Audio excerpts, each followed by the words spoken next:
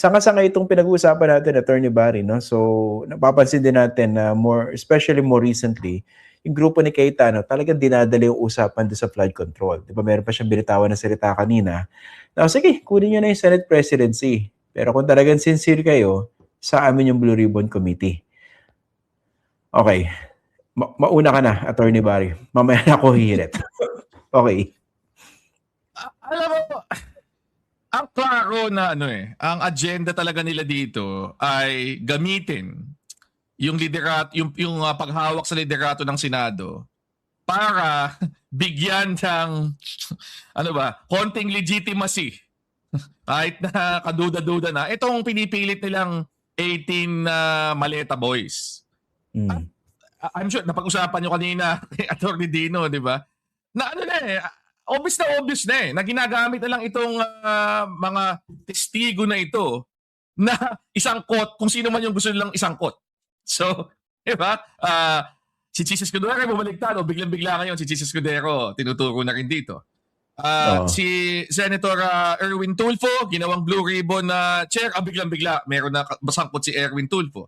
Nung si Erwin Tulfo ay nag-inhibit at ililipat kay Senator Kiko Pangilinan, si Senator Kiko Pangilinan ay sangkot na rin dito. On the other hand, yung dating sangkot na si Loren Legarda, na ngayon kakampi na nila, wala na bigla. Mali daw yung So, di ba, parang ang linaw na ang habol lang nila dito kung sa kanila ibibigay ang Blue Ribbon Committee ay gamitin yan para tirahin, bakbakan, sirain ng kredibilidad nung sino man yung tingin nilang ay hindi nila kakampi sa politika.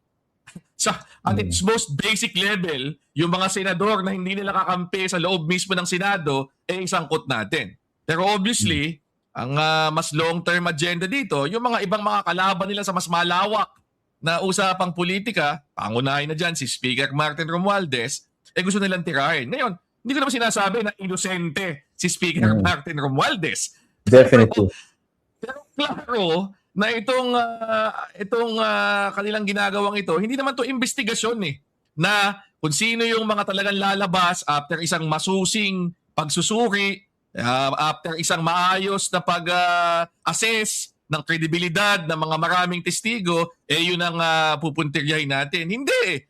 Kasi klaro naman na nang nagbas naman ng Blue Ribbon Committee report si Senator Ping Lacson nung siya pa ang Blue Ribbon Committee Chair. Hindi naman nila pinirmahan. Diba? So mukhang klaro naman na hindi sila interesado talaga dun kung ano na lumabas yung resulta ng isang masusing investigasyon Ang interest nila, gamitin itong issue na ito para siraan yung mga kalaban nila sa politika. At tingin ko, very revealing itong huling sinabi na, sige na, sa inyo na yung Senate presidency, pero amin ito Meaning, yun talaga ang kanilang priority dito. Yun nga Tsaka, ito naalala ko yung warning before ni Mayor Vico Soto nung humarap siya sa pagdinig dyan sa House of Representatives, di ba?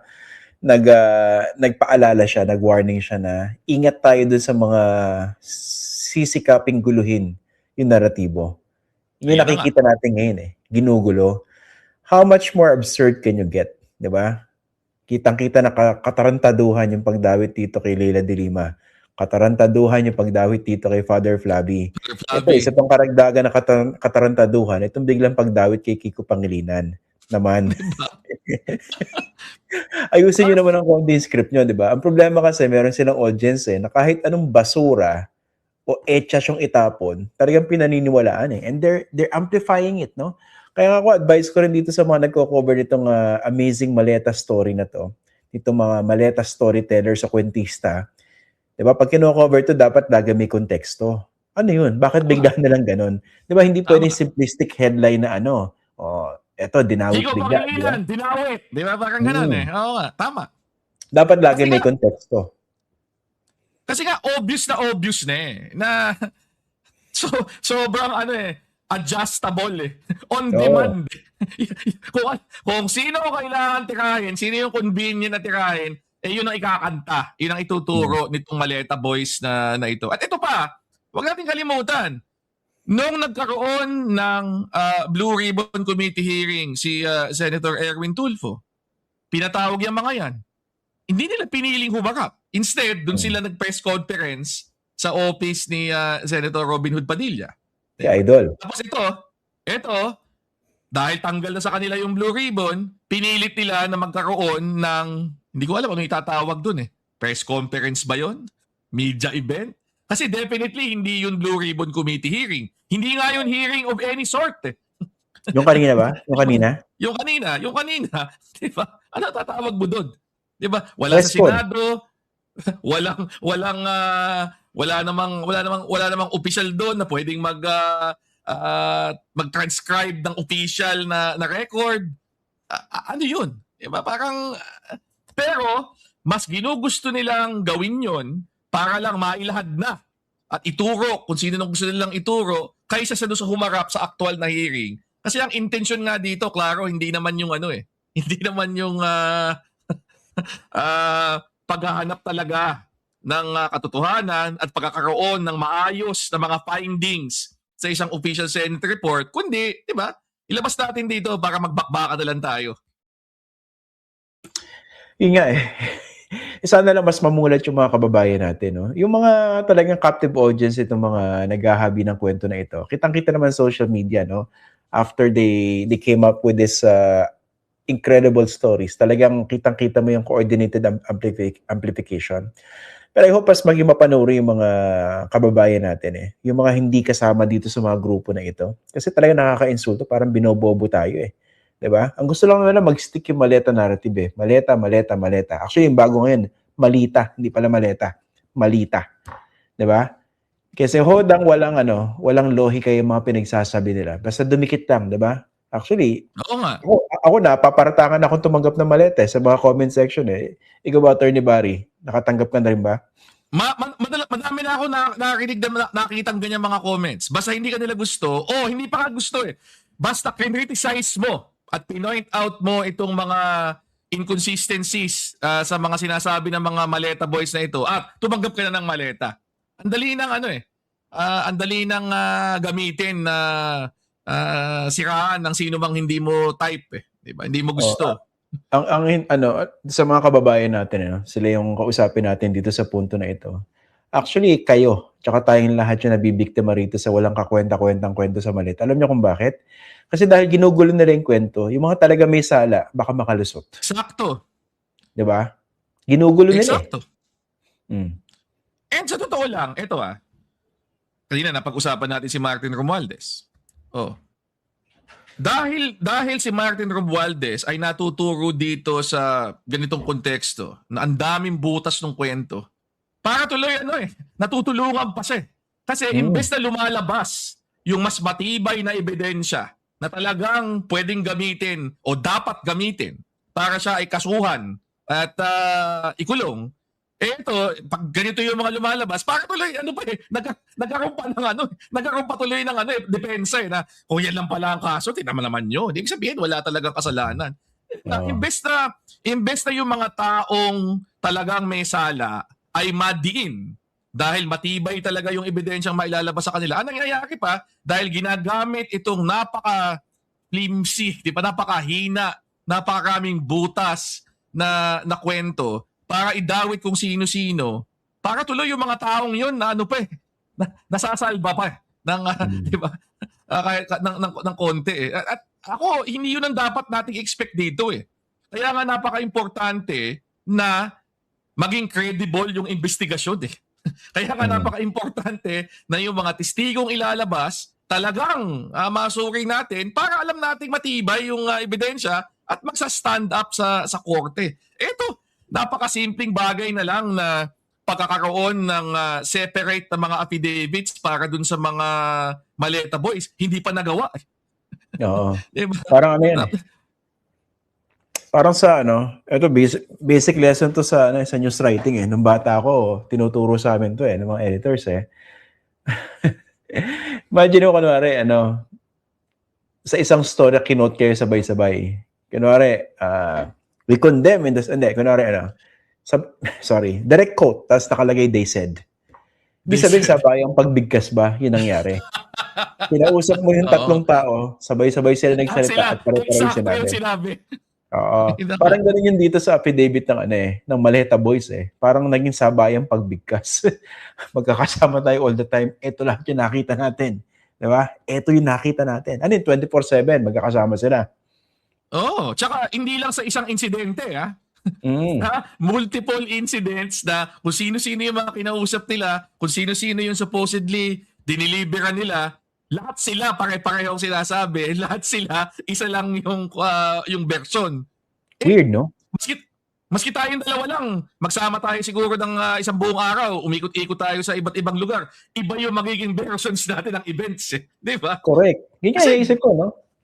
Kunwari, 18. Sabihin natin magkakadikit sila sa tadyam. Sabay-sabay sila naglalakad. Pare-pareho yung tinitingnan nila. Sila Siamese twins, gano'n. Wala bang ano dyan, yung kumulo yung tiyan, yung kailangan mag-CR, CR muna. kailangan dumingil, kailangan matulog, kailangan maligo, kailangan kumain. Oo. Sabay-sabay yung sila isa, lahat talaga. tinext siya nung asawa niya, nagbasa muna ng text, hindi niya napansin kung ano yung nangyari. Alam mo ba yun? Oo. Naman, di ba? Ay. Sobrang kalokohan no? Kaya nga, well, I hope mas mamulat yung mata ng mga kababayan natin dito kasi obviously ginagago tayong lahat dito. And iba siguro na-entertain, di ba? Pero actually, dapat may insulto tayo. Tama. Tsaka, ito talaga, lantaran ng halatang halata na hindi na ginagalingan Isipin mo talaga yung sobrang convenient talaga na kung sino yung gusto nilang tirahin, biglang-bigla idadagdag. Kung sino yung naging kakampi nila, biglang-bigla ilalaglag. Hindi ba halatang halata na hindi na nga tinatago Na wala na nga, hindi na nga swabe, wala nang kaswabe-swabe. Diba? Maintindihan ko ba kung parang medyo swabe ng konti yung kwento Ito wala Oo. May naisip ako Attorney Barry. Gamitin natin example si Bagman. Sige. Ang tawag dyan, hitting two birds with one stone. Sige. Correct. Ito, example natin si Bagman. Kunwari, umuwi ng bahay, tapos sinita. O bakit ngayon ka lang? Kasi may bumagsak na alien Tapos dinukot ako Hindi ko alam kung ano nangyari sa akin. Tapos pagising ko, nandito na ako sa harap ng pintuan natin. Di ba? Ganun ka-absurd. Parang ganun. Ang maniniwala lang na lang doon, yung talagang sobrang bilib na bilib sa kanya na kahit anong sabihin niya, ipapaniwalaan. Yung mahal na mahal siya. Mahal na mahal siya. Nabulag na sa pagmamahal. Yun. Yun ang maniniwala doon. Paano ba expression ng pagmamahal dyan? Yung, kunwari, ginaganon siya.